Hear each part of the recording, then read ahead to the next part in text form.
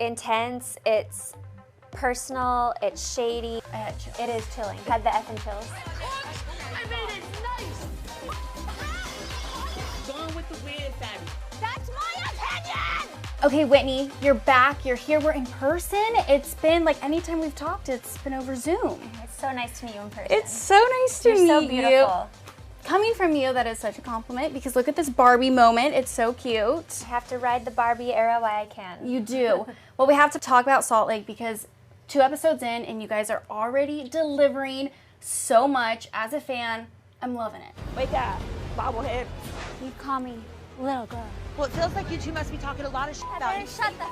Oh, you want me to shut the up? I have to say watching it back has been probably my favorite season so far. Of all 4 seasons that I've lived through, watching it, it's just the like OG greatness of Salt Lake City. The opening scene, when I tell you I had chills, I had chills. It is chilling, huh? It You was- had the effing chills.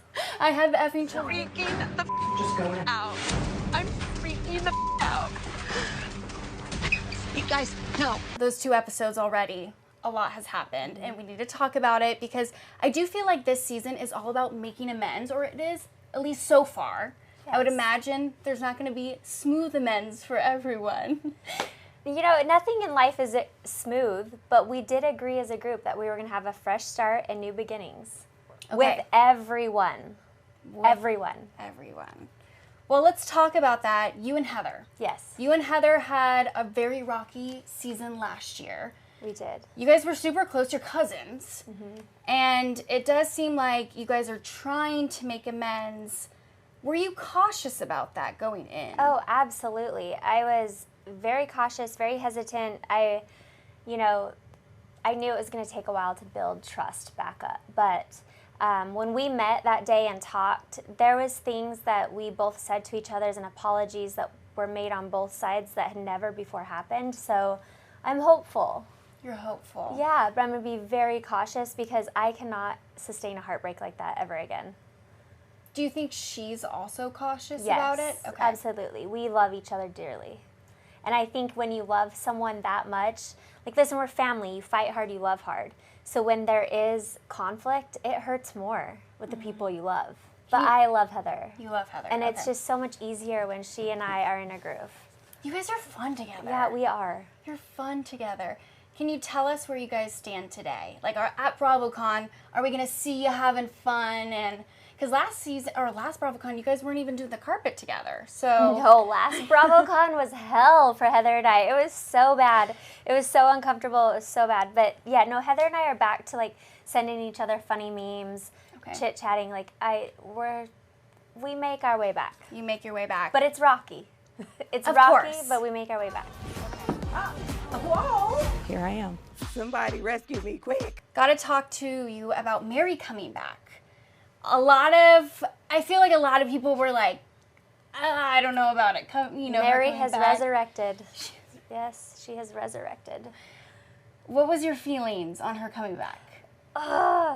I kind of written off the fact that I'd never see her again. So, but I was nervous because we left things on such a bad note. However, I feel like a lot of what happened in season 2 with everything breaking online about her, everyone was talking about it. She was just more mad that I talked about it. Like she wasn't as mad with Lisa and Meredith, which is fine, but I never got the chance to work through that with her. And when she didn't show up to reunion, that was devastating because I knew it was going to be a hard reunion, but I wanted to talk through all of that with her and hear her side of the story. So I'm anxious, but I'm also hopeful that Mary and I can make amends. Okay, and we'll just have to wait and see because Yeah. were you given the opportunity to talk through the stuff that you Oh, wanted yes, to? Okay. absolutely. Okay. I mean, we had to fight hard for it, but Well, as a fan, I will say I'm here for her quirks. absolutely.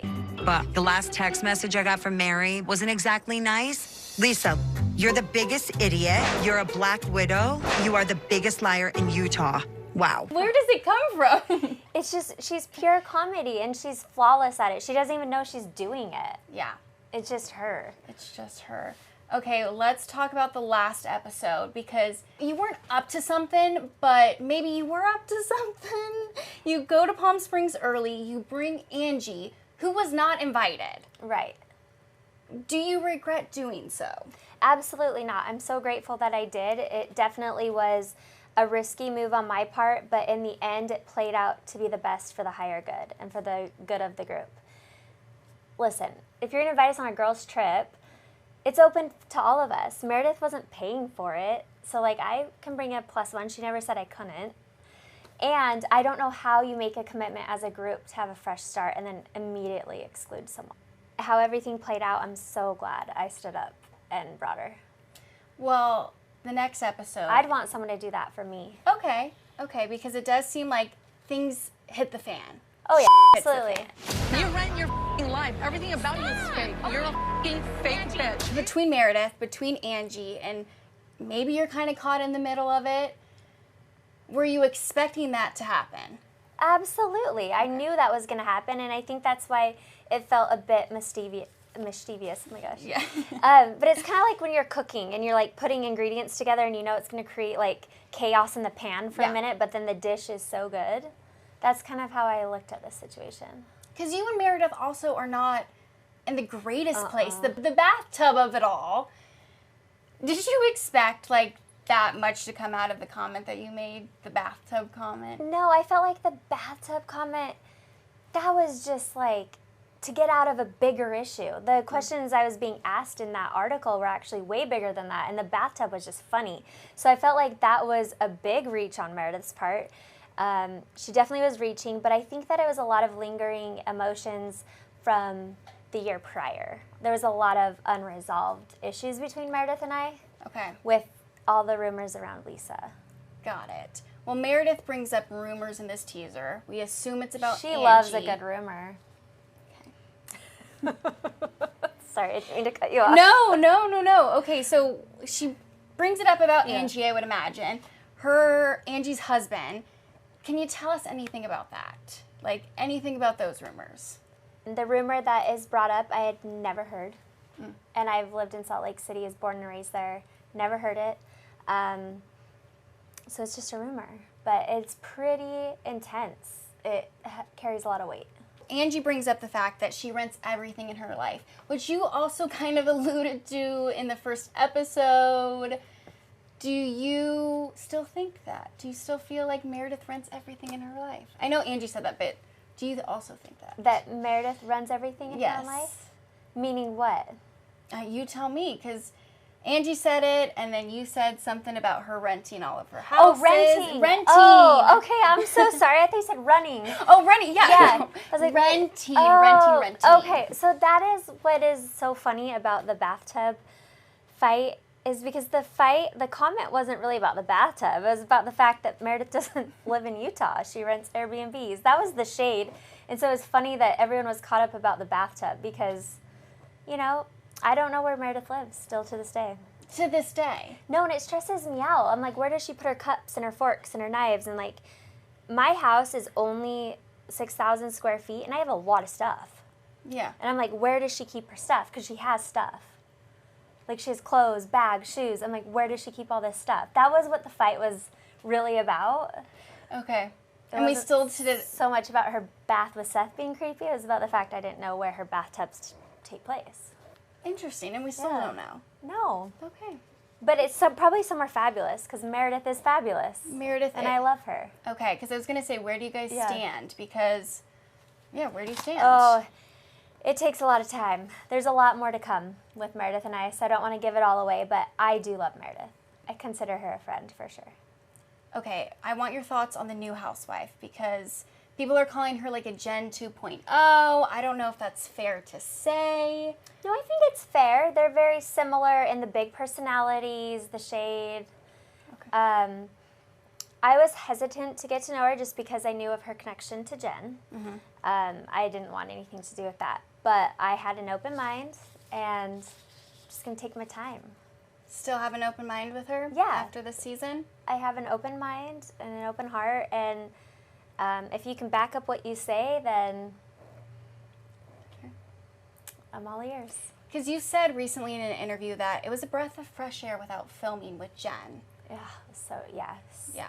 Truly. She just brought a layer of toxicity, just a lot of heaviness, a lot of darkness. I think just with everything that she was going through personally, it just spread over into everything else in her life, as it naturally would. So yeah, I wish her the best. I hope that she can figure all of that out. Did you see the reports today that she's like friends with Elizabeth Holmes in prison? I have no doubt. In fact, I'm sure they're great friends. When I saw that headline, I was like, oh, okay, that's what we're going to talk about today. I was like, that's what's in the news. Yeah, that means we need to bring some more goodness to the news. Okay, before I let you go, let's do a little housewife confessional. Yes. So let's do it. just whoever pops in your brain first, just lay it out, okay? So if you had a hot mic moment, who would you go off on? Does this have to be on my own cast? Yes. Okay. Who would I, if I had, so ask me again, sorry. Okay, if you had a hot mic moment, who would you go off on? Mary. I would love to see that. Who is the messiest this season? Meredith. Who was the most two-faced this season?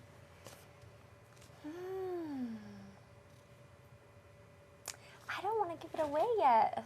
Okay. We can, that's a good tease, guys. So keep watching to see who the most two, is it obvious? Like, will it be obvious for the viewer to see? When it starts happening, yeah. Okay. Because Meredith did say she was blindsided a lot this season. But Meredith says that every season. Okay. I love her, but like that's it. I feel like we're 4 years in now. We know each other pretty well. Okay. But no, you're gonna be blindsided, and that's what makes it good.